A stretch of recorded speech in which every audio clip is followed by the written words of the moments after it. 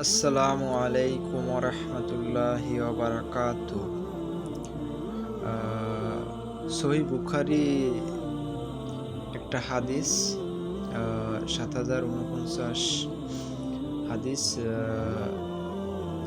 আব্দুল্লাহ ইবনে মাসুদ রাদিয়াল্লাহু থেকে বর্ণিত। তিনি বলেন, নবী সাল্লাল্লাহু আলাইহি ওয়াসাল্লাম বলেছেন, আমি হাউজে কাউসারের নিকট তোমাদের আগেই হাজির থাকব।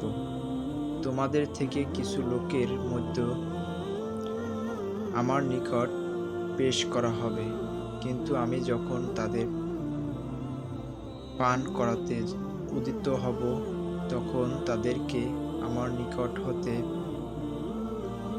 ছিনিয়ে নেওয়া হবে।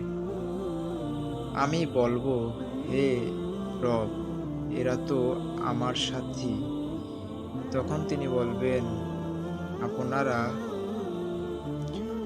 পর তারা নতুন কি ঘটিয়েছে তা আপনি জানেন না। তো এই হাদিস সম্পর্কে যেটা বোঝানো হয়েছে, কিয়ামতের দিন একটি গুরুত্বপূর্ণ ঘটনা বর্ণনা করেছেন এই হাদিস দ্বারা। মূল শিক্ষা হলো, নবী সাল্লাল্লাহু আলাইহি ওয়াসাল্লাম হাউজে কাউসারের কাছে উম্মতের জন্য অপেক্ষা করবেন। কিছু লোক তার কাছে আসবে, কিন্তু ফেরেশতারা তাদের দূরে সরিয়ে দেবে।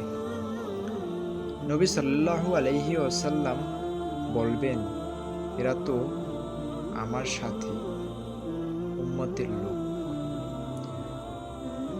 তখন বলা হবে, আপনার পরে তারা দিনের মধ্যে নতুন জিনিস, বিদায়াত, গোমরাহি, পরিবর্তন চালু করেছে।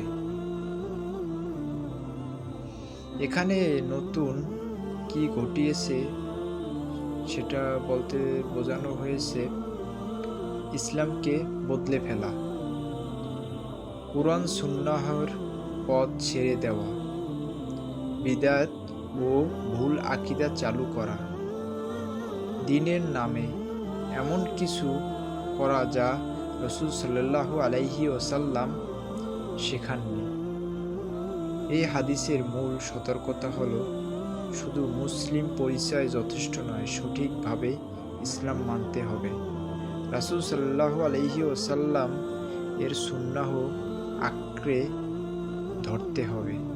দ্বীনের মধ্যে নিজের মন থেকে নতুন ইবাদত বা আকীদা যোগ করা বিপজ্জনক। শেষ পর্যন্ত ঈমান ও আমল ঠিক রাখা খুব গুরুত্বপূর্ণ। তবে মনে রাখতে হবে, এই হাদিস সব সাধারণ গুনাহগার মুসলিমকে কাফির বলছে না।